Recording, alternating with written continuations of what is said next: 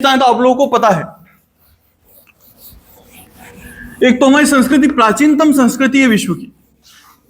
Right, सुना है ये वाली बात कि दुनिया की सबसे प्राचीनतम संस्कृति है हमारी। अब वो कैसे है, आप लोगों के दिमाग में आ रहा होगा ना कि कैसे है सर।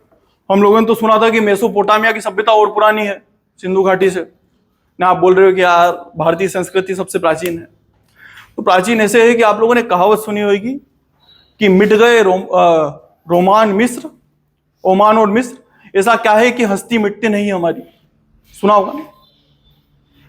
तो ऐसा है कि वो जो सभ्यताएं थी अब उनको मानने वाले रहे नहीं हैं। पहले मिस्र में एक सभ्यता थी, एका सभ्यता थी। उधर क्या बोलते हैं, मेक्सिको में एक सभ्यता थी, माया सभ्यता थी। ईरान में एक सभ्यता थी, इसका नाम आप लोगों ने सुना होगा, फारसी सभ्यता। उन सब पे मुस्लिम आक्रमण हुए। उन आक्रमणकारियों ने क्या करा, वहां पे लोगों को कन्वर्ट करा। कन्वर्ट करने के बाद में उस सभ्यता को मानने वाले लोग ही खत्म हो गए। सुना होगा ना आपको। ईरान के अंदर आज सब मुसलमान हैं, शिया मुस्लिम। वो किसकी इबादत करते हैं, तो अल्लाह की इबादत करते हैं। पर असलियत में जो फारस के लोग थे वो तो अग्नि को पूजते थे। उनका संबंध किससे था, आर्यों से था। आर्य कौन, जो हमारे पूर्वज हैं। तो व्यवस्था में परिवर्तन आया वहां पे। क्या वो खुद को उनका वंशज बोलते हैं, नहीं बोलते। वो लोग बोलते हैं कि हम तो इस्लाम से उपजे हुए हैं, हमारी पूरी संस्कृति वैसी है, अग्नि को तो हम पूज भी नहीं सकते। तो जब वो अग्नि को पूज ही नहीं सकते तो सभ्यता को मानते हैं क्या, नहीं मानते हैं। जब वो सभ्यता को मानते ही नहीं है तो क्या वो कंटिन्यू करी, क्या नहीं करी, वो खत्म हो गई। और भारतीय सभ्यता, सिंधु घाटी सभ्यता, सिंधु घाटी में कौन मिले थे, एक मूर्ति थी छोटी सी, इसमें आसपास क्या थे, जानवर थे, बीच में एक योगी बैठा हुआ था। कौन था वो, पशुपति। सही बोल रहा हूं, अभी भी तो पशुपति को पूजने के लिए जाते हो। तो अंतर आया क्या, कंटिन्यूटी बनी हुई है। इसलिए पहला पॉइंट डालेंगे, प्राचीनतम सभ्यता है। क्या है, प्राचीनतम सभ्यता है।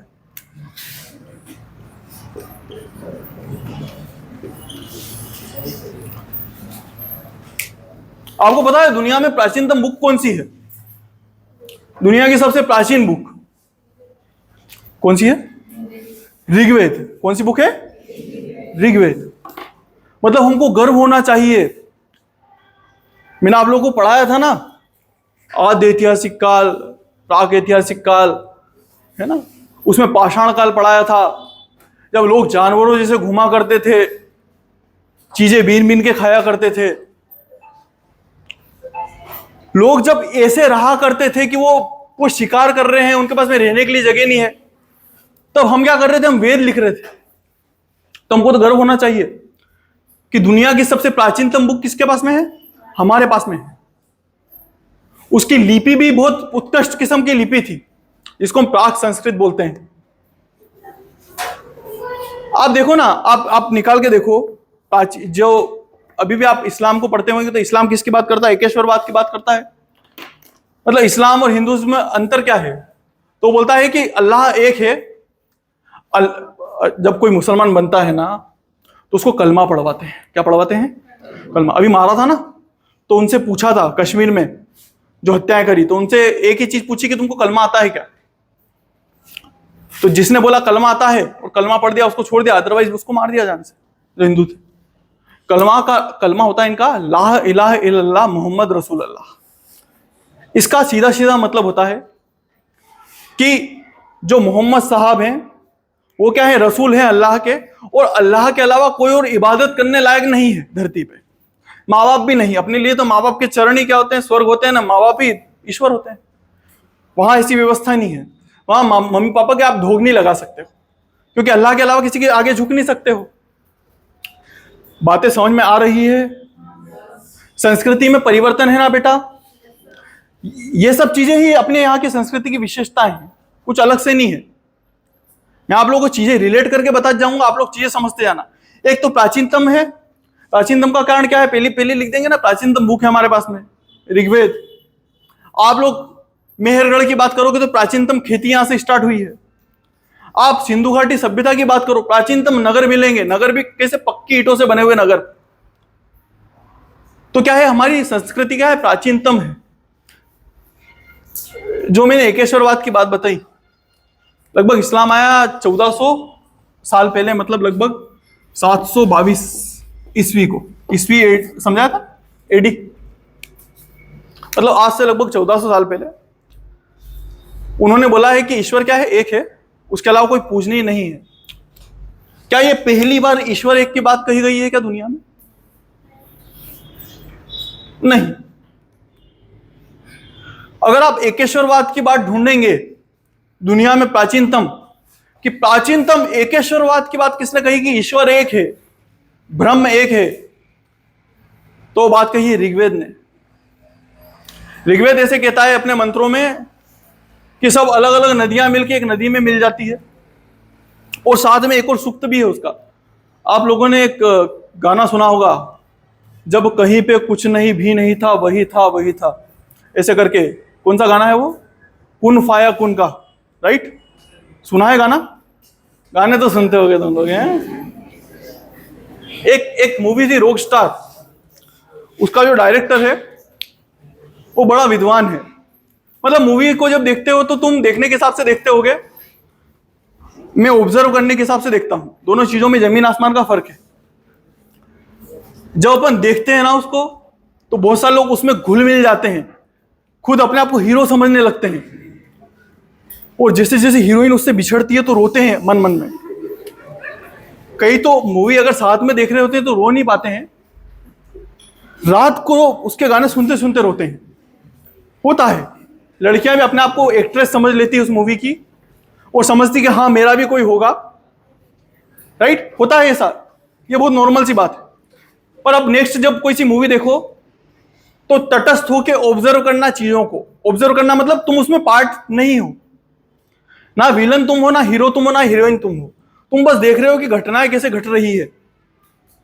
तो ऐसे बहुत अच्छा जो उसने जो मूवी बनाई है, बहुत बड़ा विद्वान है वो बहुत दार्शनिक किस्म का व्यक्ति है। तो उसका मैंने एक पॉडकास्ट देखा था, तो उसने बहुत अच्छी बात बताई थी कि मैंने ये जो लाइन है, जब कहीं पे कुछ नहीं भी नहीं था, वही था वही था, ये मैंने ऋग्वेद से उठाई। गा कहाँ रहा है, मस्जिद में रहा है, पर असलियत में लाइन कहाँ की, ऋग्वेद की है। अगर यहां कुछ भी नहीं है तो क्या है, मतलब अगर यहां पे कोई चीज नहीं है तो एब्सेंस है, मतलब कुछ भी नहीं है, यहां पे खालीपन है। ऋग्वेद बोल रहा है कि जब यहां पे कुछ भी नहीं था,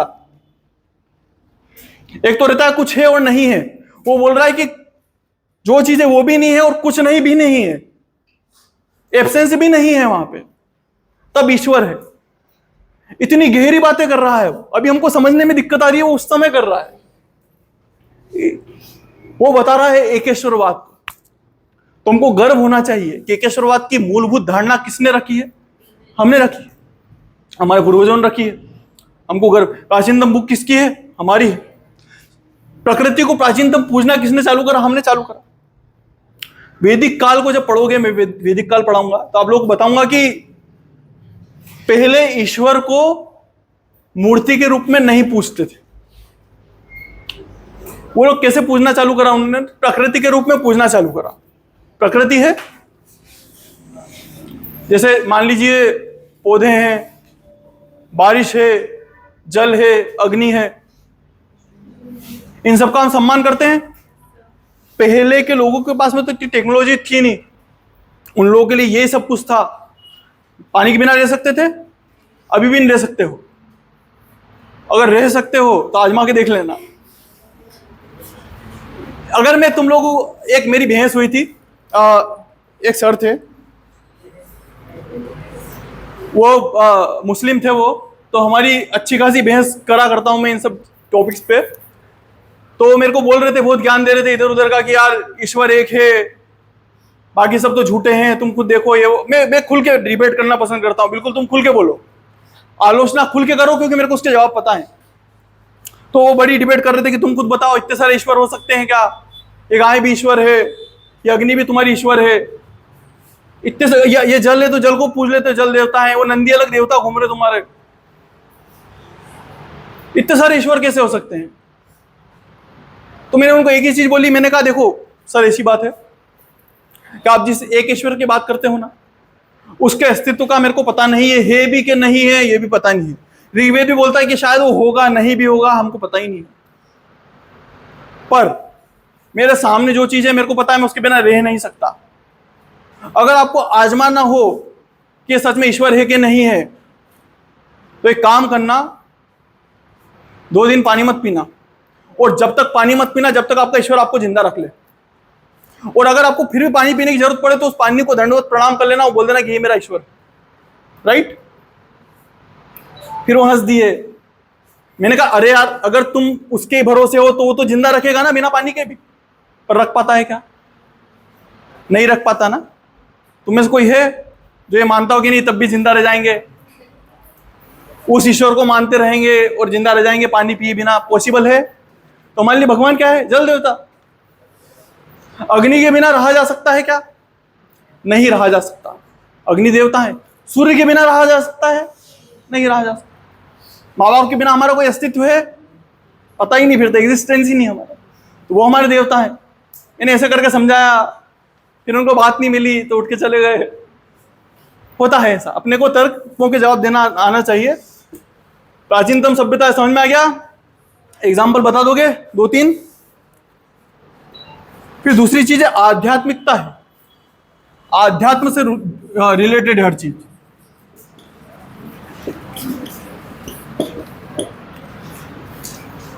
आध्यात्म से आप इंडिया में, मैंने आप लोगों को जब इतिहास के प्रकार पढ़ाए थे कि भारतीय इतिहास की दृष्टिकोण क्या है लिखने की, तो मैंने आप लोगों को बताया था कि हमारा इतिहास क्या है? धार्मिक इतिहास है। हर चीज को हम कैसे जोड़ के देखते हैं? धार्मिक चीजों से। हमने इतिहास को क्या बना दिया? धार्मिक। हमारे महान शासकों को क्या बना देते हैं हम? देवता, राइट। हमारी जो ऐतिहासिक पुस्तकें हैं उनको भी हम धार्मिक पुस्तक बना देते हैं। जहां हमको किसी कलाकृति करनी पड़ी, जैसे महलों में या कहीं और कलाकृति करनी पड़ी, तो हम लोगों ने वहां भी क्या बनाए हैं? क्या बनाए हैं? भगवानों की मूर्तियां, राइट। हमको जब कहानियां लिखने की इच्छा हुई तो हम लोगों ने किनकी कहानियां लिखी है? देवी देवताओं की कहानियां। हमने जब प्रकृति का सम्मान करना चाहा तो हमने उसको क्या बना दिया? देवी देवता के रूप में बना दिया। देखते होंगे ना आप, पीपल की पूजा करेंगे। पीपल तो पेड़ है, फिर क्यों पूज रहे हो? क्योंकि हमको उसका महत्व पता है। तो भारतीय क्या करते हैं? जिसका हमको सम्मान लगता है, अरे यार पीपल भी छोड़ो, पुरानी बात हो गई। जब ये छोरे गाड़ी पे चढ़ते होंगे ना, गाड़ी पे बैठते तो धूल लगा के बैठते कि क्या है? भवानी है। लड़के तो कसम भी खाते हैं गाड़ी पे बैठे बैठे कि भवानी पे बैठा हुआ हूं, झूठी कसम नहीं खाऊंगा। करते हो, है ना? लड़के समझ सकते हैं, लड़कियां स्कूटी कसम खाती है ना। कोई चलाने वाली बात नहीं करेगा, वो बात अलग है। तो आप लोग समझ रहे हो ना। मैं जब ट्रेन निकलती है तो बोल देते कि भगवान यार ये धोख लगा के चढ़ो। मैं मेरी कार में जब भी आता हूं हमेशा धोख देता हूं उसको। तो क्या भगवान है क्या? वो नहीं है, पर अपन सम्मान करते हैं। क्यों सम्मान करते हैं? कि अपने को पता है कि यार इसके बिना अपना अस्तित्व नहीं है कहीं ना कहीं। अभी मैं कार से आता जाता हूँ, एकदम रुक गई तो भाई क्लासें बंद हो जाएगी। कुछ के चेहरे पे चमक आ गई, काश हंस रहा, वो काश हो जाए। समझ पा रहे हो? तो हम लोग हर चीज को अध्यात्म से जोड़ के देखते हैं। किसी को रोटी भी खिलाएंगे तो क्या बोलते हैं? पुण्य मिल जाए यार। गाय को रोटी खिलाते तो पुण्य की सोचते हैं। कहीं कोई चींटी जारी होती है और उसमें पैर रखने की इच्छा हो, फिर दिमाग करता है कि पाप लगेगा यार, अपन भी क्या बनेंगे अगले जन्म में? चींटी। हर चीज को आध्यात्म से जोड़ते हो ना, भगवान से जोड़ के देखते हो ना। भगवान पाप देगा, ये होगा वो होगा।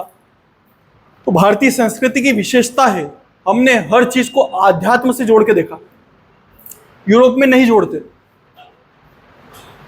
हमने गाय को भी क्या बनाया? माता बनाया।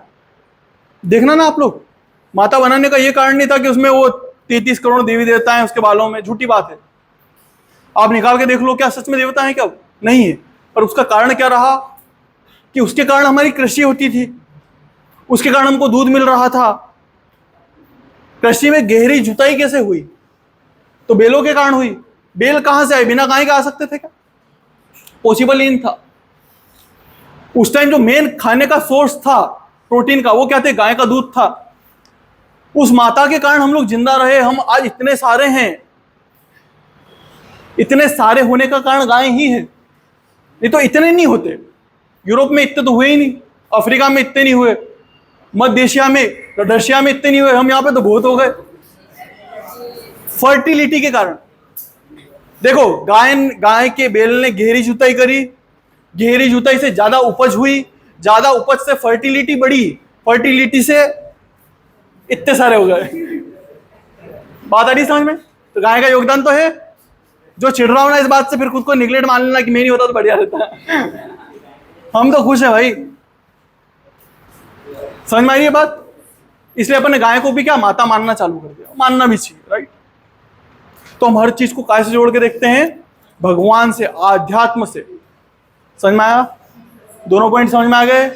प्राचीनतम है, आध्यात्म से जोड़ के देखते हैं। तीसरा पॉइंट लिखना, निरंतरता है।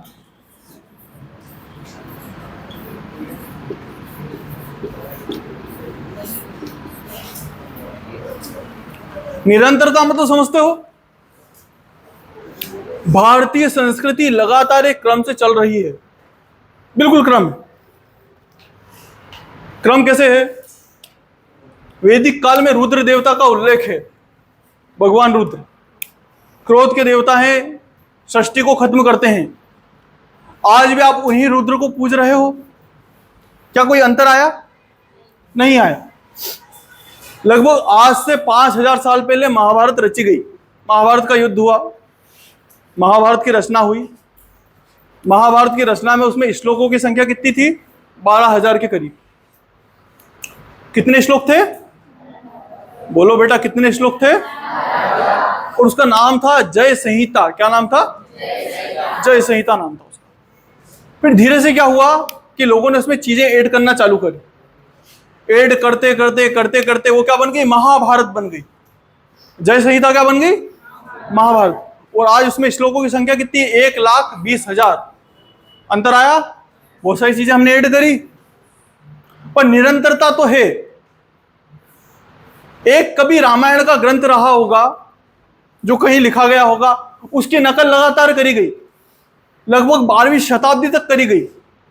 यही नहीं बल्कि दक्षिण पूर्वी एशिया में भी वहां की नकल करी, निरंतरता लाने के लिए।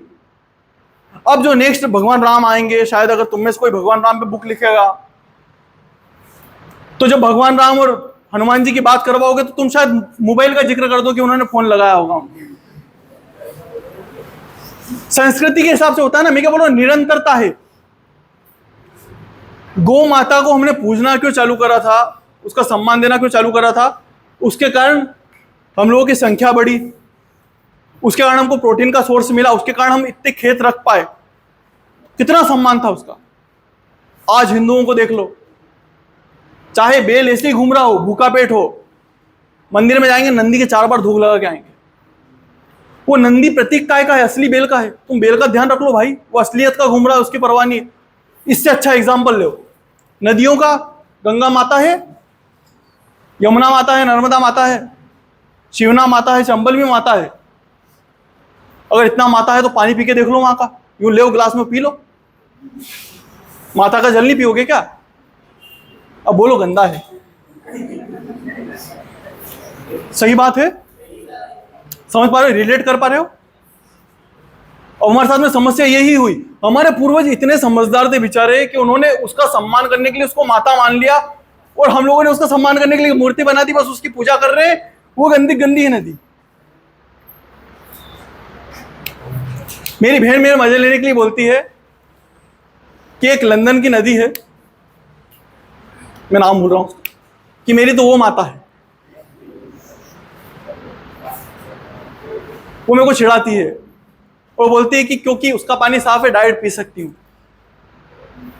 और जबकि वो लोग माता भी नहीं मानते, फिर भी सफाई रखते हैं।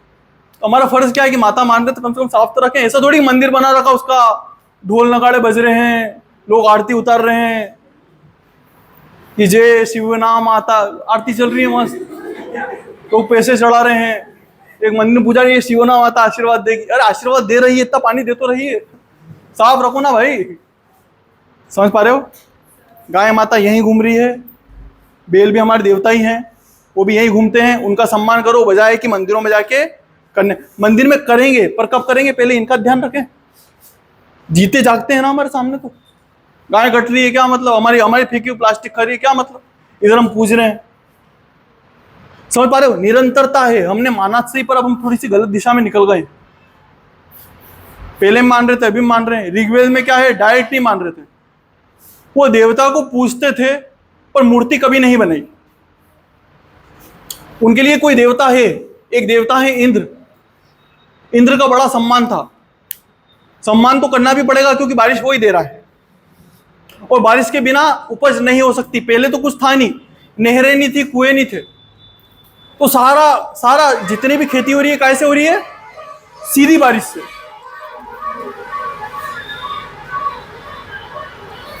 निकल गया। इसको बंद कर दो, हवा नहीं आएगी ना, फिर भी कर दे यार। समझ पा रहे हैं? इंद्र का बड़ा सम्मान था। इंद्र क्या थे, झंझावत के देवता थे, और काय के देवता थे, पानी के देवता थे। पानी के बिना उनका काम पॉसिबल था नहीं, तो उन्होंने बड़ा सम्मान करना चालू करा इंद्र का। पर इंद्र की मूर्ति कभी नहीं बनाई, कभी नहीं बनाई। फिर धीरे धीरे जैसे जैसे टाइम बढ़ा, उन्होंने इंद्र को क्या बताया कि इंद्र एक देवता है। इंद्र से अगर बात करनी हो, मैं बोल रहा हूं निरंतरता है, समझने की कोशिश करना। अगर इंद्र को कोई सा संदेश पहुंचाना हो कि हे इंद्र, मेरे को 100 पुत्र प्रदान करना, मैं मेरी नहीं बता रहा हूं, एक एग्जांपल बता रहा हूं कि अगर मेरे को इंद्र से कुछ मांगना होता उस समय, अगर मैं होता, तो मैं इंद्र से कैसे बात करता।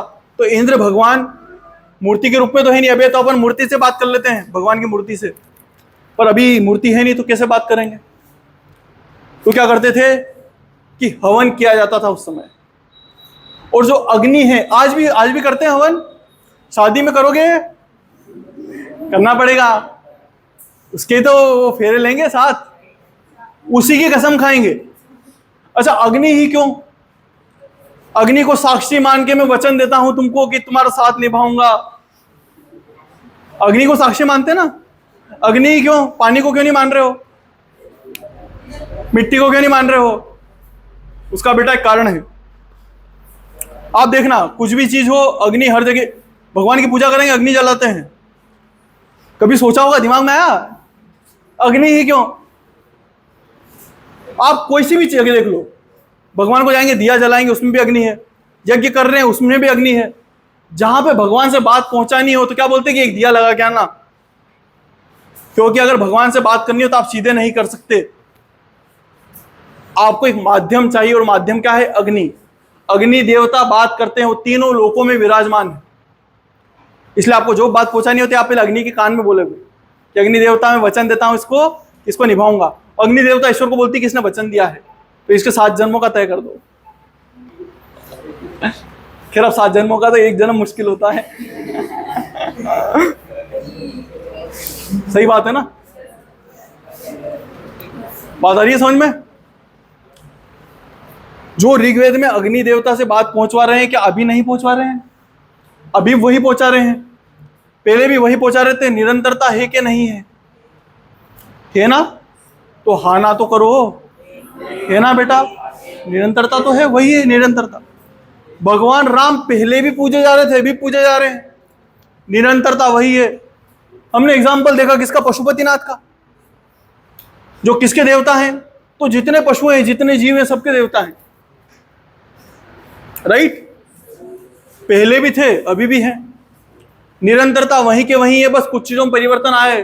जैसे हमने बीच में मूर्तियां पूजना चालू करी, मैंने क्या बताया?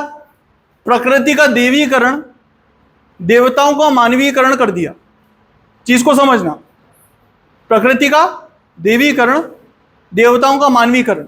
मतलब पहले देखा कि प्रकृति बहुत इंपॉर्टेंट है, ये झंझावत के देवता बहुत इंपॉर्टेंट है क्योंकि इसके बिना बारिश नहीं होती है। तो उन्होंने बोला कि इंद्र हमारे देवता हैं, उनको पूजने लगे। फिर इंद्र को ऐसा बताया कि एक व्यक्ति के रूप में है, इंसान के रूप में। सपोज मानो कि अपन भालू होते हैं, अपन सब बियर, मान लो एक पल के लिए अपन सब भालू बैठे हुए हैं यहाँ पे, तो अपन भगवान को देखते, तो क्या अपन भगवान को इंसान के रूप में देखते कि अपने रूप में देखते? अपने अपन भालू, तो भगवान को भी अपन भालू ही बना के रखते कि वो भी कहीं ना कहीं भालू जैसे होंगे। ये ह्यूमन नेचर है, क्योंकि हम इंसान थे इसलिए अपन लोगों ने भगवानों को किस रूप में माना कि ये हमारे रूप में। सच में देखो यार, जो पशुपति है वो तो सभी का स्वामी है, उसके लिए चींटी से लेके हाथी तक कोई अंतर नहीं है। आपने उनकी बारात देखी थी? उन्होंने तो राक्षसों में भी अंतर नहीं करा कि वो मेरे अपने ही हैं, राइट? तो वो क्यों फर्क करता?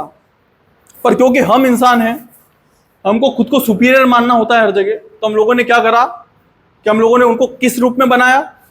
इंसान के रूप में बनाया। तो क्या करा? प्रकृति का देवीकरण करवाया, पहले देवता बनाया, फिर क्या करा? उसको मानव के रूप में बताया। एक क्रम है, एक क्रम आप लोगों को समझ में आया? क्रम चलता आ रहा है। आज भी आप लोग देखते हैं कि जिन घरों में बड़े शहर हैं, मान लीजिए मुंबई जैसे शहर, वहाँ पे पीपल के पेड़ नहीं मिलते हैं, महिलाएं पूजा करती है एक दिन पीपल की। क्या दिन होता है? दशा माता, दशा माता। अब मुंबई में पेड़ हैं क्या पीपल के? नहीं मिलेंगे। तो वो लोग क्या करते हैं? उसकी टहनियाँ ले आते हैं और उस टहनियों पे ऐसे ही बांध देते हैं। तरीका बदला, पर क्रमबद्धता तो वही है। समय के साथ में वो चीज़ बदली है क्या? नहीं बदली, चीज़ें वैसी की वैसी ही आ रही है। तो हमारी संस्कृति में क्या है? क्रमबद्धता है। उन्हीं देवताओं को पूज रहे हैं, उन्हीं भगवानों को पूज रहे हैं, उन्हीं परंपराओं को मान रहे हैं आज भी, राइट? आगे बढ़े। फिर हमारी संस्कृति की एक विशेषता है वर्ण व्यवस्था, जो काफी लंबे समय तक चलती रही।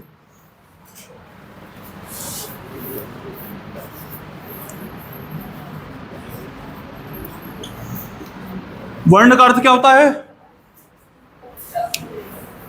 क्या होता है? किसको वर्ण का मतलब पता है? वर्ण आपको पता है? और जिसको वर्ण का मतलब पता हो, एक दो आपको पता है? आप बताओ बेटा, क्या होता है वर्ण का मतलब? खड़े हो जा। क्या नाम है तुम्हारा? हाँ, रजत। बताओ बेटा, क्या होता है वर्ण का मतलब? वो तो पाटा है। वर्ण का मतलब क्या है? उस शब्द का मतलब क्या है? हाँ, वर्ण। बैठ जा। आप बताओ बेटा, वर्ण का मतलब क्या है? उस शब्द का मतलब क्या है? हाँ, वर्ण व्यवस्था तो पूछ ही रहा हूं मैं, पूछ रहा हूं वर्ण का मतलब क्या है? वर्ण व्यवस्था समझा दूंगा। कोई वर्ण का मतलब जानता है?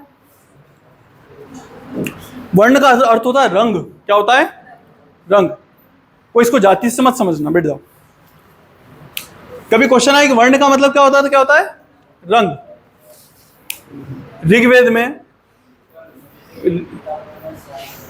तेज बोल, खड़ा हो। क्या?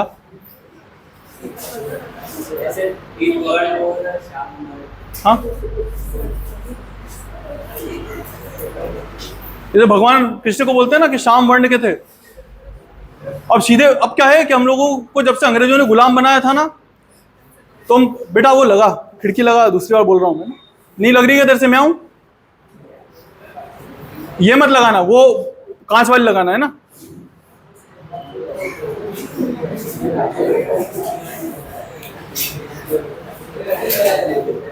जब से ब्रिटिश आए हैं यहाँ पे, तो हम लोगों ने काले को काला कहना छोड़ दिया है, इसलिए क्या बोलते हैं? श्याम वर्ण के थे।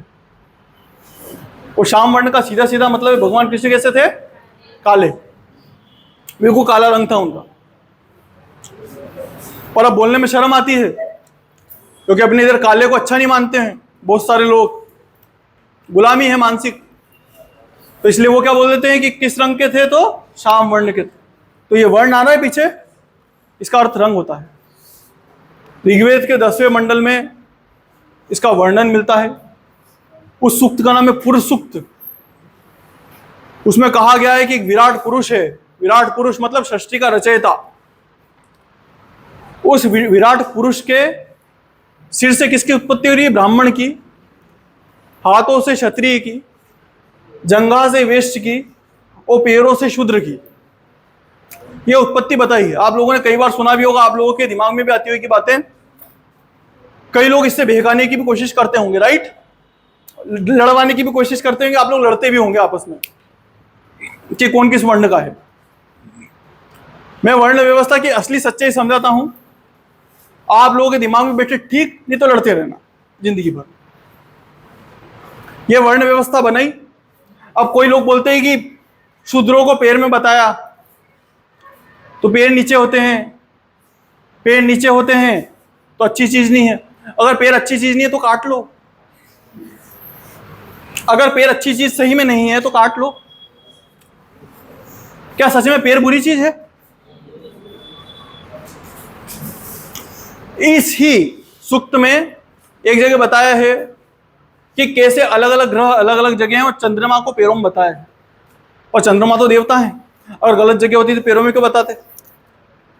पहली चीज।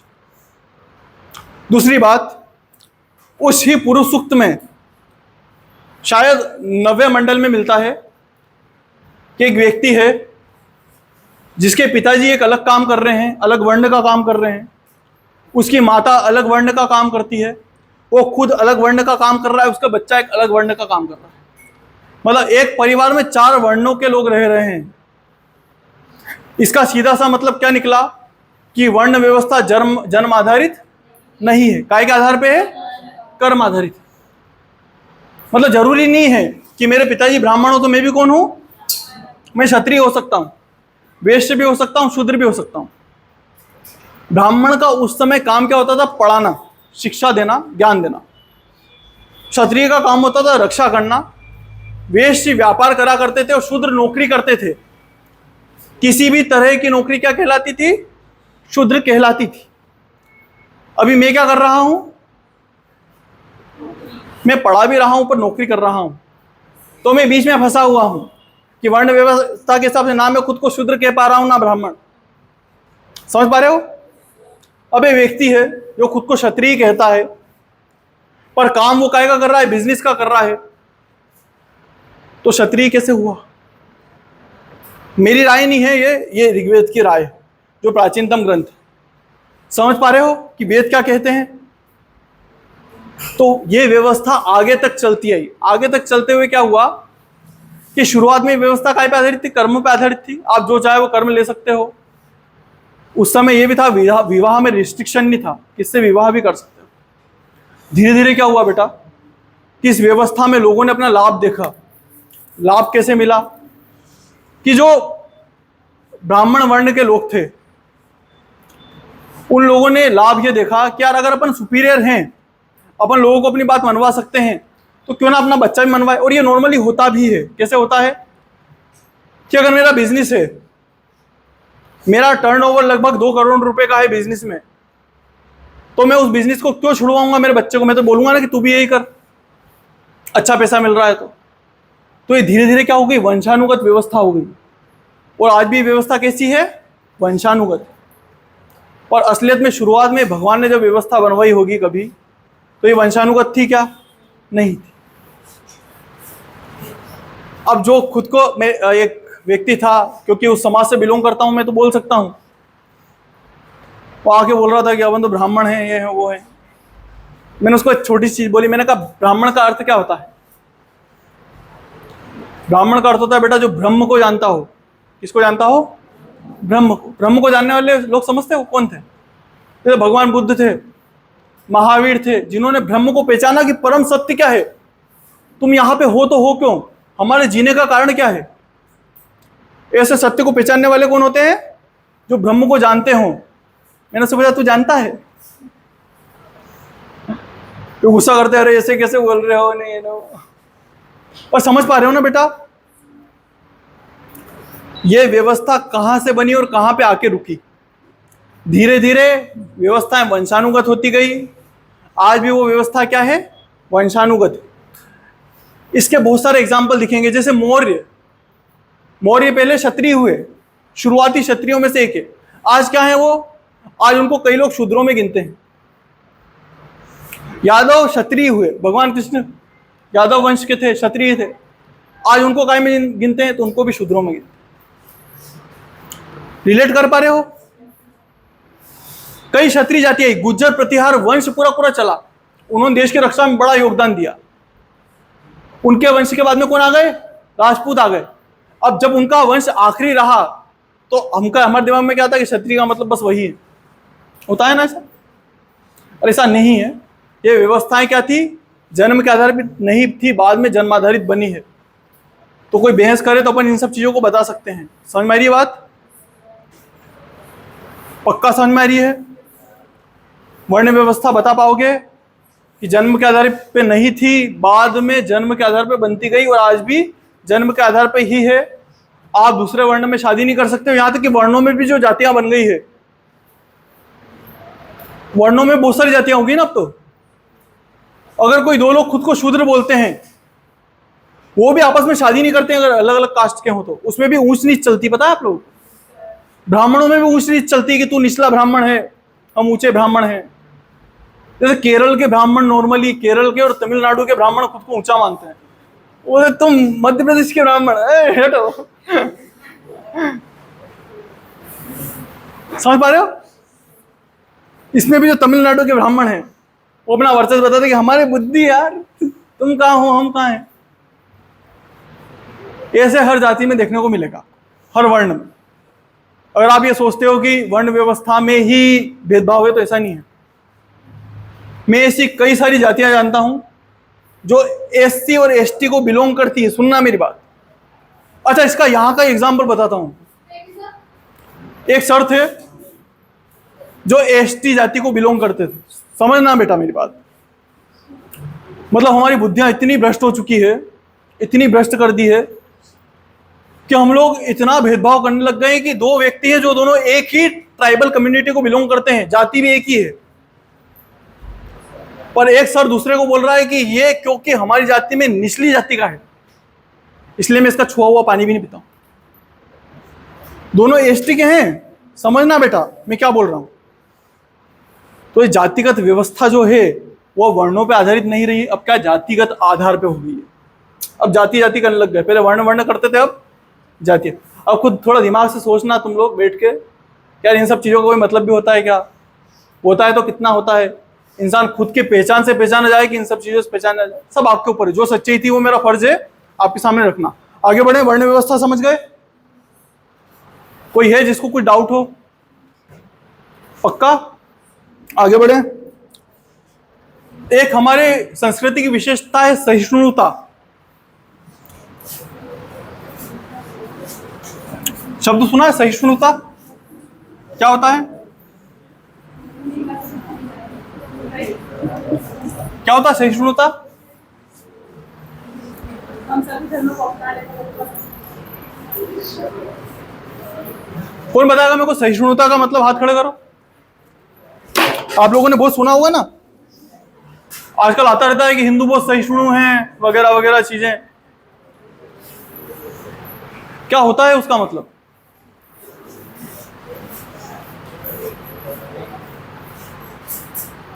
ये सेकंड ईयर के, चिंता मत करो, इनको मत देखो, इनकी क्लास कब की हो चुकी। हाँ बोल। अरे शर्मा क्यों रहा है? तो लड़की दिखवान थोड़ी ले जा रहे अभी। ये यूं सोच रहा है कि मैं लड़की हूं जिसको देखने के लिए आया है, और मैं पूछ रही हूं इससे कि सहिष्णुता का मतलब बताओ। खड़े होके बता ना।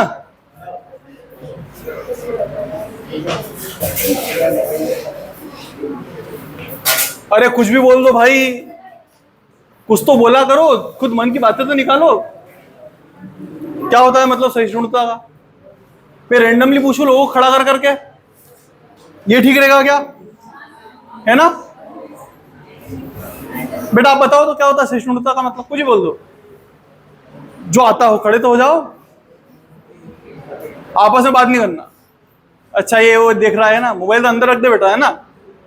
क्या होता है बेटा? कुल मिलाकर सहिष्णुता का मतलब है इंसान को टॉलरेट होना, किसी के विचारों को स्वीकार कर लेना, उसका विरोध ना करना। मतलब हो सकता है ना आपके अलग विचार हो, इनके अलग विचार हो, इनके अलग विचार हो। जैसे बहुत अच्छा एग्जाम्पल देता हूं, आप लोगों का विराट कोहली कितने लोगों को पसंद है? विराट कोहली किस किस का फेवरेट है क्रिकेटर? धोनी किस किस का फेवरेट है? अच्छा, आप लोगों के अलग फेवरेट होंगे, आप लोग क्रिकेट नहीं देखते। अगर ये विराट कोहली को जो फेवरेट मानते हैं, वो लोग बोले कि सर हम तो मानेंगे धोनी के फेवरेट जिन वो है, इसको धोनी को मानने वाले को, ये चीज अच्छी है क्या? आपकी पसंद अलग हो सकती है, इनकी पसंद अलग हो सकती है, राइट?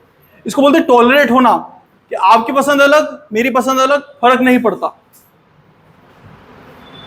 आप एक शासक हुए कुलोतुंग द्वितीय, चोल शासक हुए, उनकी एक छोटी सी कहानी बड़ी अच्छी है, मेरे को पसंद है। वो बड़ा शिव भक्त था, बहुत बड़ा शिव भक्त हुआ। क्या नाम था? कुलोतुंग द्वितीय। हाँ, सेकंड था वो, उसके पहले भी एक कुलोतुंग फर्स्ट हुआ, ये सेकंड था, एक कुलोतुंग थर्ड भी होगा, कभी इतिहास पढ़ाऊंगा तब बताऊंगा। बहरहाल बहुत बड़ा शिव भक्त था, शिव के खिलाए बिना खुद खाना नहीं खाता था, शिव की आराधना में लगा रहता था। और एक दिन क्या हुआ कि उसके दिमाग में आया कि यार जब मैं भगवान की पूजा करता हूं तो इधर शिवलिंग है, इधर भगवान रंगनाथ बैठे हुए हैं। रंगनाथ कौन है? भगवान विष्णु। तो जब मैं अगरबत्ती लगाता हूं तो इनको भी तो खुशबू आती होगी, मैं तो शिव भक्त हूं, तो मेरे शिव की खुशबू ये क्यों ले रहा है विष्णु? मैं जब फूल चढ़ाता हूं तो उसकी भी खुशबू इस तक आती है। तो उसको बुरा लगा, बोले रंगनाथ गलत। वो कई बार तो ऐसा करता था कि भगवान रंगनाथ जो थे, भगवान विष्णु, उनकी शयन मूर्ति थी, उनकी नाक में से रुई भर देता था कि आप खुशबू मत छुओ। ये प्रेम था उसका शिव जी के लिए कि नहीं आप ही हो बस, जो भी है बाकी सब तो झूठे हैं। ऐसी भक्ति थी उसकी। एक दिन उसका दिमाग खराब हुआ, उसने बोला कि अब एक काम करता हूं, बहुत हो गया इनका, मेरे भगवान की जगह कम पड़ रही है। तो उसको बोला, भगवान विष्णु को बोले कि तुम बहुत सूंघ रहे थे ना खुशबू, एक काम करता हूं, तुम रहते कहां पे हो? क्षीर सागर में रहते हो ना, सागर में रहते हो तुम, तो वहीं भिजवा देता हूं तुमको। तो कुलोतुंग द्वितीय क्या करेगा कि भगवान रंगनाथ को नाव में बिठवाएगा और लाके और क्षीर सागर में फेंक के जाएगा। और भगवान का साथ चमत्कार रहा कि बाद में उसके आने वाली पीढ़ियों को ही वो भगवान वापस वहां पे नजर आए, और फिर वापस उसके लिए एक अलग से मंदिर बनवाया। तो ये चीज क्या अच्छी थी? क्या है उसमें? टॉलरेंस नहीं है उसमें। वो क्या है? वो सहिष्णु नहीं है, मतलब दूसरे के चीजों को स्वीकार नहीं कर पाता है। इस्लाम के साथ में भी कहीं ना कहीं ये दिक्कत है। मैं देखो बहुत खुल के बात करता हूं। जो लोग मेरे को ये बोलते हैं ना कि कोई धर्म बुरा नहीं होता है, तो मैं बोलता हूं कि ऐसा कुछ नहीं है, धर्म बुरा हो सकता है, बिल्कुल हो सकता है। हमारे धर्म में बुराई ना थी, हम सती प्रथा करते थे, हम लड़कियों को जिंदा जला देते थे, हमारे इसमें विधवा को पुनः विवाह नहीं करने देते थे, हमारे इसमें तलाक का सिस्टम नहीं है हिंदुओं में, पता है आप लोग? हम 7 जन्म का रिश्ता मानते हैं, पर अपन जब तलाक का सिस्टम आया अपन लोगों ने मना करा? नहीं करा। अपने को पता है कि इससे अपनी बहनों का ही भला है। कल को आदमी मारता रहेगा, कब तक मार खाएगी यार? उसको अधिकार होना चाहिए तलाक का। अपन ने अपने धर्म की चीजों में परिवर्तन करा, क्या सिस्टम लेके आए? तलाक का सिस्टम लेके आए। तो ये क्या है? अपने इसमें टॉलरेंस है, कट्टरता नहीं है। पर इस्लाम में कहीं ना कहीं ये कट्टरता है कि जो जैसा है वैसे ही होना चाहिए, उसमें परिवर्तन नहीं कर सकते आप। लड़कियों को बोला कि हिजाब उतार दो। जिस टाइम हिजाब का मुद्दा चला था, पता है ना, हिजाब वो मुंह पे पहनते हैं। आपको सुन के आश्चर्य होगा कि जो मुस्लिम लड़कियां हिजाब नहीं पहनती थी, जिसमें मेरी कुछ फ्रेंड भी थी, उन्होंने भी पहनना चालू कर दिया। बोले हमारे धर्म पे प्रहार कर रहा है। मैंने कहा अरे यार, मतलब सीरियसली मुंह ढकना प्रहार होता है क्या? आपकी पहचान आपके मुंह से, आप वो ढक के चल रहे हो, और इसलिए नहीं ढक रहे हो कि आपको शौक है, इसलिए ढक रहे हो कि आपके ऊपर दबाव है कि आपको ढकना चाहिए, ऐसे धर्म में लिख रखा है। आदमी 4 शादी कर रहे हैं मजे के लिए, मतलब इन छोरों से सच में पूछो कसम खिलवा के। मेरे सर हैं, मैंने बोला मैं मुस्लिमों से डिबेट करता रहता हूं, मैंने कहा सर जिसको मानते हो ना उसकी कसम खा के दो कि ये इस्लाम के लिए 4 शादी करते हो कि मजे के लिए करते हो। तो मुस्कुरा दिए, बोले रत्नेश यार, मैंने कहा मेन विल भी मेन यार, आदमी आदमी को जानता है अच्छे से। अगर हिंदुओं को मौका मिलता 4 का तो वो मना नहीं करते, 100% मना नहीं करते। वो बोलते कि अच्छा है यार, क्या समस्या है, क्यों, कितना खुश हो रहा, हो गई तेरी एक, खुले नहीं समा रहा है वो, बोले कि काश। आप लोग पता हिंदुओं ने क्या करा था? जब हिंदू मैरिज एक्ट लेके आए थे, उस मैरिज एक्ट में लिखा कि मुस्लिमों को छोड़ के बाकी सब जो भारत में रह रहे हैं वो सब हिंदू हैं। मुसलमानों के लिए शरिया कानून नहीं देते, हिंदुओं के लिए हिंदू लॉ एक्ट ले आए थे। उसमें था कि हिंदू एक से दूसरी शादी नहीं कर सकता। तो हिंदू पुरुष इतने शातिर थे कि उनने ये करा कि वो एक शादी करते हिंदू बन के, मुसलमान बन जाते, फिर दूसरी शादी कर लेते, फिर वापस हिंदू बन जाते। उन्होंने तोड़ ढूंढ लिया था इस चीज का, पर शादी तो करते थे। तो मुस्लिम महिलाओं को समझना चाहिए कि इन 4 शादियों का इस्लाम से कोई लेना देना नहीं है। एक जमाना था जब अरब में युद्ध चल रहे थे बहुत ज्यादा, कबीले आपस में लड़ा करते थे। जब कबीले आपस में लड़ते थे तो पुरुष बहुत सारे मर जाते थे, बड़ी मात्रा में पुरुष मरते थे, तो पुरुष कम हो जाते थे, औरतें बहुत ज्यादा हो जाती थी। अब महिलाएं बिना शादी के रहेगी क्या? नहीं रहेगी ना, सीधी सी बात है, किसी से तो करना है। इसलिए एक आदमी एक से अधिक स्त्रियों से शादी करता था, ये वहां की व्यवस्था थी। अभी महिलाएं कम है क्या? लगभग अब पुरुषों से ज्यादा हो गई। अब जरूरत है क्या? इतनी नहीं जरूरत, एक आदमी पे एक महिला, एक एक करो यार।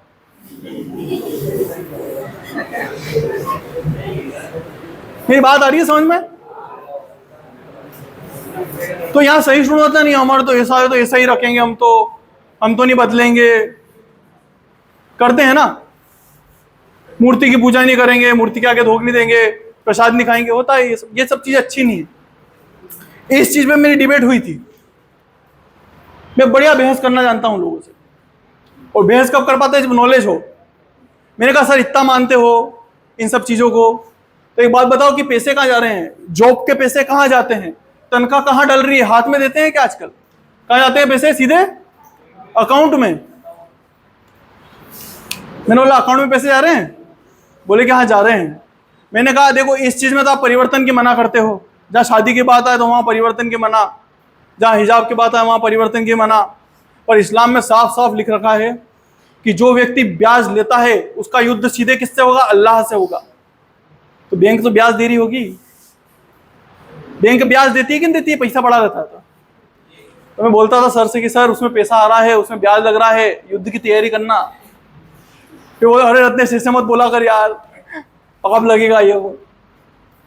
फिर वो मूर्ति की मना करते थे। मैं बोलता था कि उनका कॉन्सेप्ट ऐसा है बेटा, इस्लाम में मूर्ति की इसलिए मना है कि उनका ये मानना है कि इंसानों को किसने बनाया है? ईश्वर ने बनाया है। तो आप अगर मूर्ति बनाते हो तो आप ईश्वर की नकल कर रहे होते हो, खुद को ईश्वर समझ रहे होते हो, तो इसलिए मूर्ति मत बनाओ। अगर आप मूर्ति बना रहे हो तो उसको जिंदा करके दिखाओ, और अगर जिंदा नहीं कर सकते हो तो बनाओ भी मत। इसलिए मुस्लिम आक्रमणकारियों ने मंदिरों में खूब मूर्तियां तोड़ी, खूब मूर्तियां तोड़ी, बहुत खूबसूरत खूबसूरत मूर्तियां तोड़ दी उन्होंने। तो मैं सर को भी यही बोलता था कि सर मूर्तियों से, पेंटिंग से इतनी दिक्कत है तो सर फोटो मत खिंचाया करो,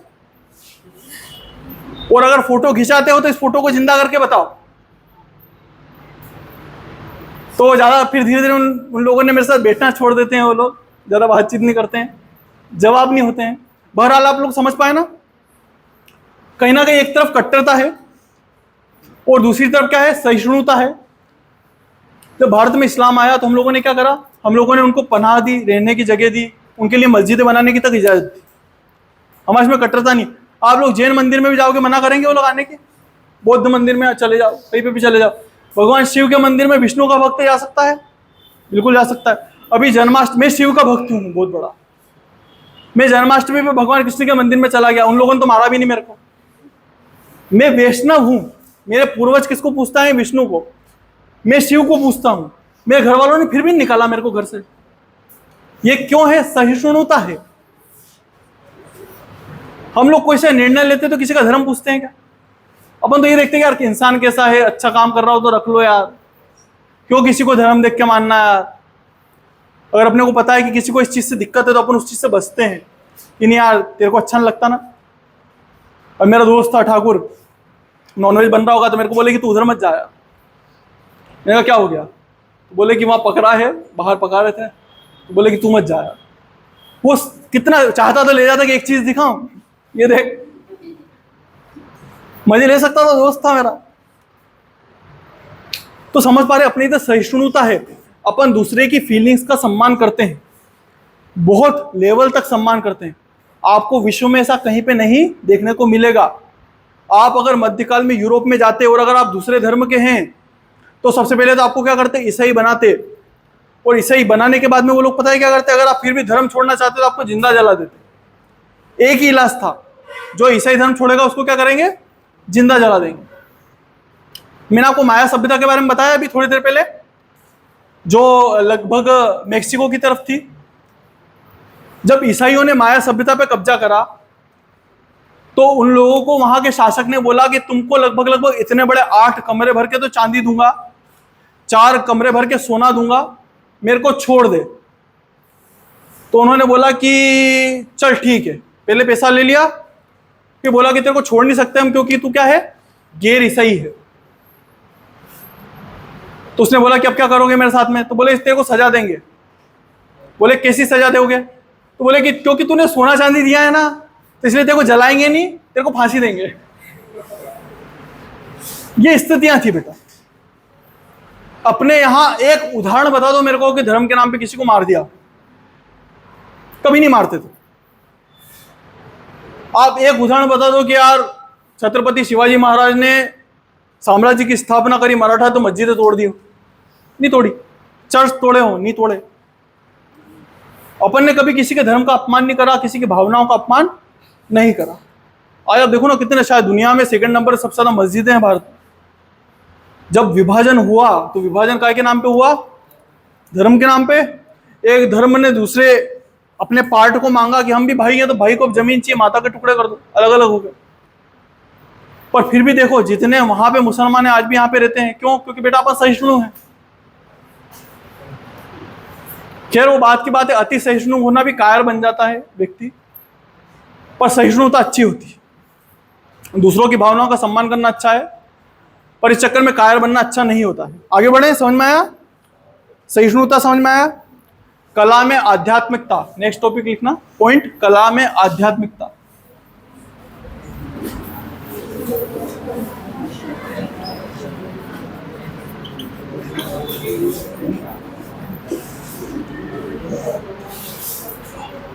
क्या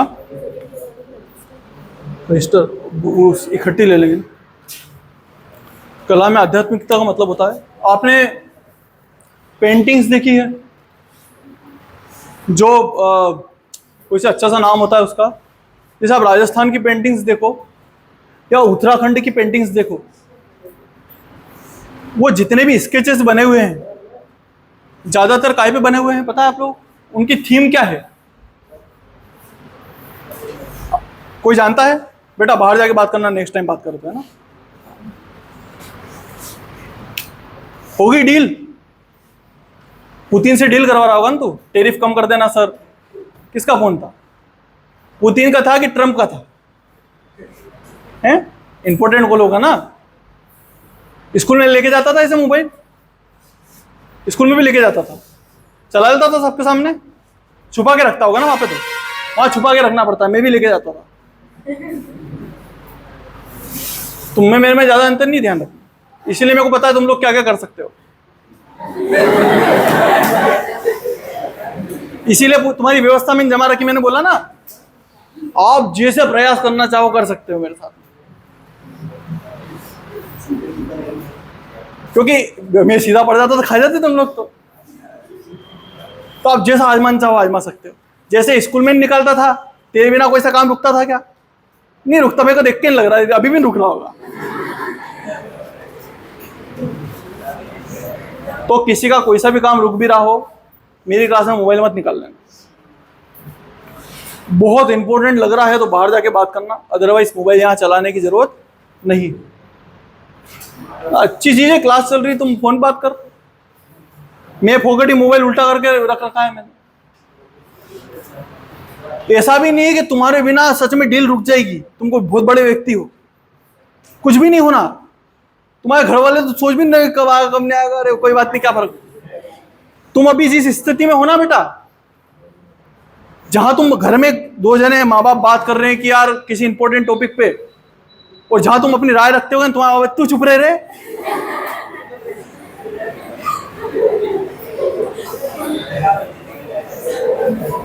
वो स्थिति है तुम्हारी, झूठ बोल रहा हूं क्या?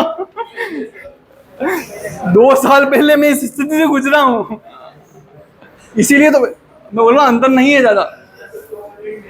मेरे को डांट पड़ी थी, मैं मेरी दीदी को ज्ञान दे रहा था नौकरी के विषय में। वो जॉब से किसी चीज को लेकर नाराज होकर आई होगी, तो मैं ज्ञान दे रहा था कि इतनी चिंता मत करा करिए, अब मेरे घर में सब लोग जॉब करते हैं। मेरी मम्मी ने डांटा, तू नौकरी कर रहा है क्या? तो नौकरी करके तब समझाना उसको। और ये जब डांट पड़ी थी तो 3-4 जने और बैठे हुए थे, मैं चुपचाप बैठ गया। मैंने कहा बेइज्जती हो गई आज तो यार। तो अपनी स्थिति भी ऐसी है, कोई अच्छा बन जाओ फिर टोका करना मेरे को समस्या नहीं है। बहरहाल आगे बढ़े अपन। कला में आध्यात्मिकता, आप देखना प्राचीन। अच्छा, आप लोगों को अगर मैं मौका दूं कि एक अच्छी सी पेंटिंग बनानी हो, मूर्ति बनानी हो, सबसे पहले दिमाग में क्या आएगा? किसकी बना सकते हैं? किसकी बनाओगे? कोशिश कर भगवान कृष्ण की मूर्ति बना दो। आप जो पुरानी पेंटिंग्स देखोगे, कांगड़ा करके एक पेंटिंग का फॉर्म चलता है पूरा, जो हिमालय के क्षेत्रों में चलता है, उसकी थीम ही राधा और कृष्ण है। वहां पे जितनी भी पेंटिंग्स बनती, किसके नाम पे बनती है? राधा और कृष्ण के नाम पे बनती है। तो अपन ने इसको रिलेट करा कि नहीं करा? कला को आध्यात्मिकता से रिलेट करा कि नहीं करा? आप आज भी देखना, आप कहीं पे जाएंगे, वहां अगर अपनी संस्कृति दिखानी होगी तो वहां पे पेंटिंग से क्या बना देंगे? भगवान राम की कथा बना देंगे, देवी देवताओं की मूर्तियां बना देंगे। अपन हर चीज को आध्यात्मिकता से जोड़ के देखते हैं।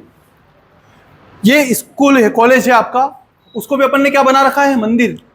बोलते हैं ना कि यार ये तो मंदिर है, ज्ञान का मंदिर। हर चीज को क्या जोड़ देते हैं? आध्यात्मिकता से जोड़ देते हैं। चीजें आ रही है समझ में? रिलेट कर पा रहे हो ना चीजों को? इसका बहुत अच्छा एग्जाम्पल बताता हूं। आप लोगों ने नटराज नाम सुना है? नटराज कौन है? भगवान शिव। उनकी मूर्ति देखी है? क्या है उसमें? कभी समझने की कोशिश नहीं करी? क्या कर रहे हैं भगवान? डांस कर रहे हैं, राइट? नृत्य एक लोती ऐसी चीज है, डांस एक लोती ऐसी चीज है जिसमें करने वाला, कर्ता और जो हो रहा है वो एक हो जाते हैं। गाने में समस्या ये है कि गायन अलग है, वो गाने वाला अलग है, और यहां नाचने वाला और नृत्य एक हो जाते हैं। आप जब चीजों को देखते हो तो उनको ढंग से ऑब्जर्व करा करो, ये क्वालिटी खुद में लेके आओ। मेरे को बड़ा मजा आता है चीजों को ऑब्जर्व करने में। जैसे अगर मैं आपके सामने 10 मूर्ति रख दूं और उसमें बोलूं कि इसमें भगवान सूर्य कौन से है, तो आप लोग कैसे पहचानोगे? और ऐसे ऐसे ऐसा बना हुआ नहीं रहेगा, है ना? ऐसा बना हुआ नहीं रहेगा, फिर कैसे पहचानोगे? तो मैंने बच्चों को बताया था, आप लोगों को बताया था कि अगर भगवान सूर्य को पहचानना हो तो उनके पैरों में देखना, उन्होंने शूज पहन रखे हैं। क्या पहन रखे हैं? उन्होंने जूते पहन रखे हैं भगवान सूर्य ने, क्योंकि भगवान सूर्य यहाँ के देवता नहीं है, वो बाहर से आए थे, हमने उनको अपनाया है। बोल रहा सहिष्णुता, सहिष्णुता इतनी है कि जब मध्य एशियाई लोग आए पहली शताब्दी में, जिनको शक बोलते हैं, शक संवत्सर भी चलता है, सुना होगा नाम।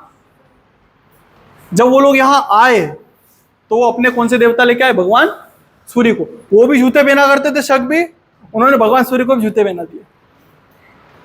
तो कोई भगवान सूर्य को पहचानना होगा, कैसे पहचानेंगे? जूतों से। जो अपन नटराज की बात कर रहे हैं, नटराज को जब आप ऑब्जर्व करोगे तो देखोगे क्या है उनके हाथ में? एक हाथ में क्या है? अग्नि है। वो अग्नि काय का प्रतीक है? तो वो प्रतीक है सृष्टि के अंत का, कि देखो मैं आग से जला दूंगा एक दिन धरती को। फिर वो एक हाथ से क्या दे रहे हैं? आशीर्वाद दे रहे हैं। वो काय का प्रतीक है कि देखो मैं आशीर्वाद देता हूं, मैं सृष्टि को उत्पन्न कर रहा हूं। उनके पीछे एक ऐसा चक्र दिखेगा तुमको, ऐसा देखा है? आज उनका फोटो देखना जाके, वो चक्र समय का प्रतीक है। काय का प्रतीक है? समय का, कि टाइम मेरे अंदर रहता है। जैसे टाइम कभी खत्म नहीं होता, वैसे गोले का कभी अंत नहीं होता है। घूम के वापस आ जाओगे, फिर घुमाते रहना। वैसे वो टाइम का प्रतीक है, समय कभी खत्म नहीं होता, पर मेरे अंदर रहता है। फिर उन्होंने अपने पैरों के नीचे एक बोने को दबा रखा है। मैं पहले बच्चा समझता था उसको, तो मेरे समझ में ना था बच्चा दबा के करेंगे क्या, वो तो भगवान है, बच्चे क्यों दबाएंगे? वो असल में बच्चा नहीं, वो कौन है? बोना है। और वो बोना काय का प्रतीक है? अहंकार का। काय का प्रतीक है? अहंकार का। भगवान शिव ऐसे करके बता रहे हैं, उनका एक हाथ नीचे की तरफ है, और वो बता रहे हैं कि जो अहंकार तुम पाल रहे हो उसको मैंने अपने पैरों के नीचे दबा रखा है। मतलब तुम्हारा पैसा, तुम्हारा रूप रंग, तुम्हारी अकड़, तुम्हारा ईगो, जो तुम बोलते हो ना, वो attitude boy, attitude girl, Insta पे लिखते हो ना, वो सब भगवान शिव बता रहे हैं कि वो सब कहाँ है? मेरे पैरों के नीचे है। तो मेरे को अगर पाना होगा तो क्या करोगे? सबसे पहले अहंकार छोड़ के आओगे। ये क्या है? हमारी कला है। हमने कला में भी चीजें दिखा के क्या दे दी? उसको आध्यात्मिकता दे दी। यहां तक चीजें समझ में आई? नेक्स्ट लिखिएगा। देखो अपने पास में टॉपिक बहुत सारे हैं, समय कम है, तो टाइम तो लेना पड़ेगा। डेली आप लोग क्लास लगती नहीं है। बस तो नहीं आ गई किसी की? आ गई हो तो जा सकते हो, जिसकी आ गई है ना वो जा सकता है। एक नैतिकता पर जोर। हमारी संस्कृति की एक विशेषता रही, हर चीज में नैतिकता पर जोर दिया है, हर चीज में।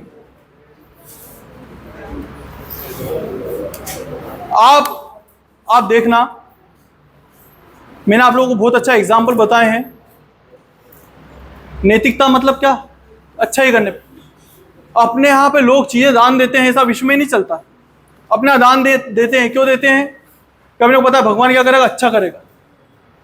अपने यहाँ पे ऋण रहते हैं, ऋण। आप लोग पता है ऋण? ऋण का मतलब समझते हो? तुम पैदा हुए, अच्छा एक और चीज भी ध्यान रखना कि उपनयन संस्कार से पहले कोई ब्राह्मण नहीं बनता। मैंने वर्ण व्यवस्था समझाई थी ना, जब तक आप उपनयन संस्कार ना कर लो उसके पहले आप ब्राह्मण नहीं हो, ये व्यवस्था है।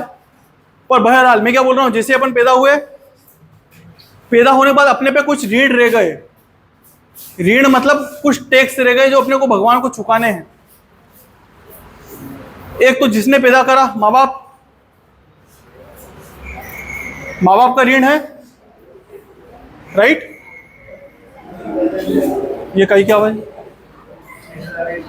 किसके मैसेज आ रहे हैं? तेरे मैसेज आ रहे हैं क्या? किसके आए? सही बोलोगे तो कुछ नहीं करूंगा। किसके आ रहे हैं?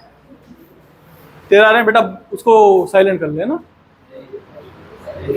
साइलेंट में भी आ रहे हैं, फिर किसके आ रहे हैं बताओ ना। नहीं बता रहे हो? कुछ नहीं करूंगा बोला तो है। देखो मैं चाहता नहीं हूं कि तुम लोग मोबाइल बाहर रखवाओ, अच्छी चीज नहीं होती है, और थोड़ा समझो बात को, है ना। अपने यहाँ पे हर चीज में नैतिकता को जोड़ के देखा है, हर चीज में नैतिकता को। पुण्य करेंगे, कोई चीज दान करेंगे तो उसमें भी क्या सोचते हैं अपन लोग? क्या चलो गरीब है दान कर दो, अपना भला होगा बाद में। बिना काम से किसी जानवर को मारते हो क्या? नहीं मारते हैं ना। क्यों नहीं मारते हैं? मार देना चाहिए, क्या होता है? पाप लगता है ना। यही नैतिकता है। अपने सामने कोई प्यासा होगा तो अपन क्या करेंगे? पानी पिला देंगे। अपन जानवरों के लिए कुंड भर के रखते हैं घर के बाहर, चाहे उनसे कुछ मिले ना मिले। अपना फर्ज ये है कि यार हमारा धर्म है, हमारा फर्ज है। मैंने बोला ना 4 ऋण है आप पे। एक माँ बाप ने पैदा करा तो ऋण है, वो ऋण कैसे चुकाते हैं? सेवा करके। अच्छा अब ढंग से समझाता हूं, अगर ये ऋण नहीं पूरे करोगे ना तो नरक में जाओगे। अब लग रहा हूं मैं थोड़ा सा पंडित जैसा? अब तुम लोगों के दिमाग एकदम इधर उधर की बातें छूटी, अरे यार अब तो नरक मिलने वाला है। तो सुन लो, ऐसा धार्मिक ग्रंथ बोलते हैं कि 4 ऋण है, चारों ऋणों को चुकाना पड़ता है पैदा होते से ही।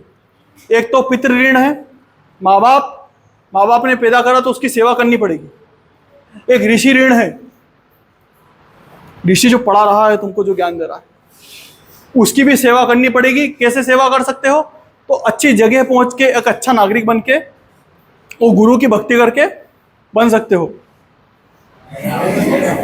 समझना, इस पे ज्यादा ध्यान देना। एक ऋण होता है देव ऋण। देवताओं ने हमको इतना कुछ दिया, खाने के लिए दिया, रहने के लिए दिया, पहनने के लिए दिया, उनका आशीर्वाद रहे, इसलिए क्या है? देव ऋण है। एक भूत ऋण है। भूत ऋण मतलब ये जितने जानवर है ना, जानवर, पशु पक्षी, पेड़ पौधे, हम इसके बिना रह सकते हैं क्या? ऐसा कहते हैं कि अगर मधुमक्खियां खत्म हो जाए ना दुनिया में, तो इंसानों का अस्तित्व खत्म हो जाएगा। आपको पता है बहुत सारे पेड़ पौधे उगने के लिए पराग की जरूरत पड़ती है। वो पराग को ले जाने के लिए मधुमक्खियां आती है, वो उस पर बैठती है फूल पे, उस फूल, उनके पैरों पे पराग चिपक जाता है, और फिर जब दूसरे पौधे पे जाती है वो फूल काय के लिए, तो वो रस पीने के लिए, तो अपने पराग किस पे लगा देती है? दूसरे वाले फूल पे। उससे नए पौधे उत्पन्न होते हैं। तो अगर ये व्यवस्था खत्म हो जाए तो क्या होगा? इंसानों का अस्तित्व खत्म हो जाएगा। ऐसे ही सांपों का भी है। अगर सांप खत्म हो जाएंगे तो ये जो जानवर है, चूहे वगैरह, ये फसलें वैसे ही खत्म कर देंगे। अब तो खैर कीटनाशक आ गए हैं, और फिर भी जो काम सांप करता है वो सांप ही करता है, राइट? तो हमारे ऊपर क्या है? भूत ऋण भी है। इसलिए फोकट जानवरों को मत मारा करो। बचपन में मार दिया हो तो बात अलग है। मैंने बहुत पाप करा है। मेरे को शौक था कि मेरे को इतना बचपन में समझ में आ गया था कि काली चींटियां और लाल चींटियां साथ में नहीं रह सकती है।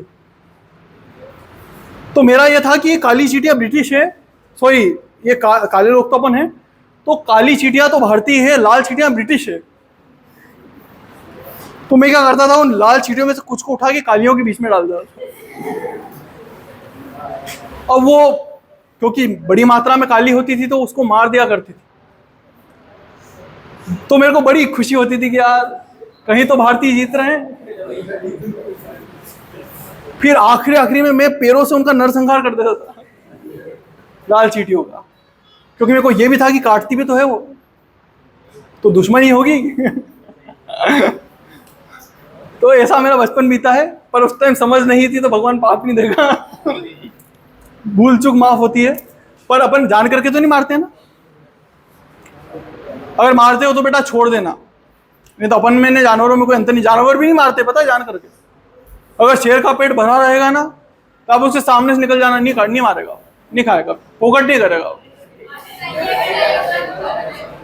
करेगी? मेरे को ले जाओगे हैं?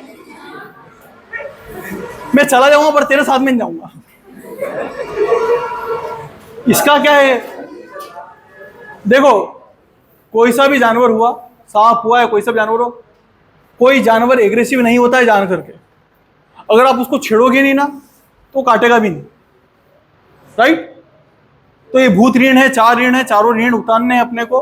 अपने इसमें क्या है, नेक्स्ट का लिखा था, नैतिकता पर जोर है। ये पॉइंट बना के ये सब चीज लिख लेना कि हम जानवर नहीं मारते हैं, हम पेड़ों की सम्मान करते हैं, हम इंसानों का सम्मान करते हैं, हमें नैतिकता है, हम खाना बांटते हैं, हमने घर के बाहर ऐसे कुत्तों के लिए वो रख रखा है कि उसमें खाना दे सकें, और हमने जानवरों के पानी पिलाने के लिए रख रखे। ये सब नैतिकता ही तो है, अलग थोड़ी।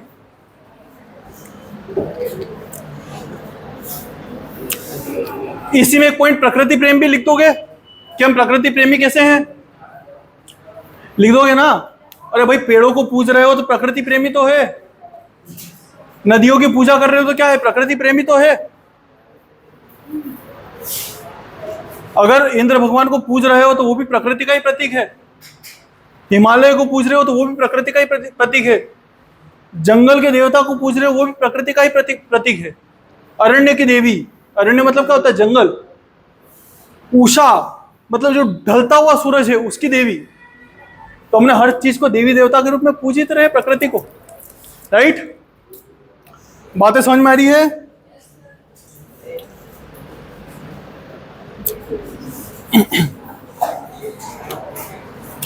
अब कोई डाउट है बताइए, इस टॉपिक से रिलेटेड कोई सा भी डाउट है क्या बेटा?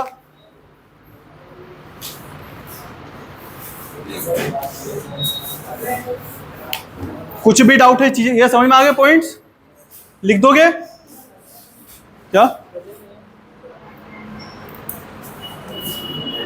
तुम लगा ली तेरी प्रेजेंट? नहीं लगाई? जाना है घर? ध्यान रखना है ना बेटा। तू ठीक है?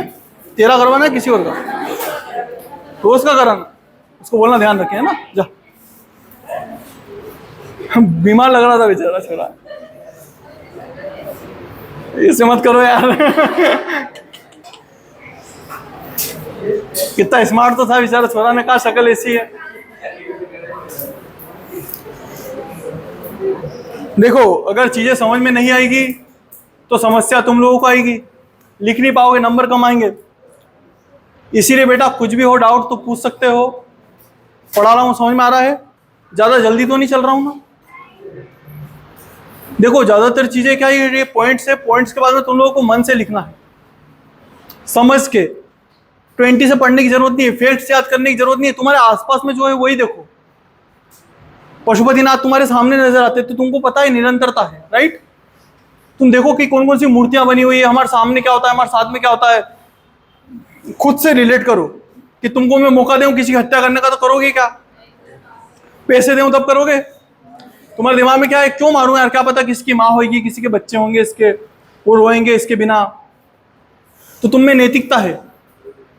मैं इतनी बातें बोलता हूं और तुम लोगों को गुस्सा नहीं आता है कि सर हमारी जाति के बारे में ऐसे बोलते हैं, हमारे वर्ण के बारे में ऐसे बोल रहे थे कि काला अच्छा होता है ने, मतलब गोरे काले में कर रहे थे, जबकि मैं तो गोरी हूं या गोरा हूं। समझ रहे हो? तो तुम लोग ये सब सहन कर लेते हो, तो तुम में क्या है, सहिष्णुता है। तुम में से अभी तक तो किसी ने मेरे पे गुस्सा नहीं उतारा, तो सहिष्णु हो तुम लोग। तो इन सब चीजों को लिख दोगे? ठीक है बेटा, थैंक यू।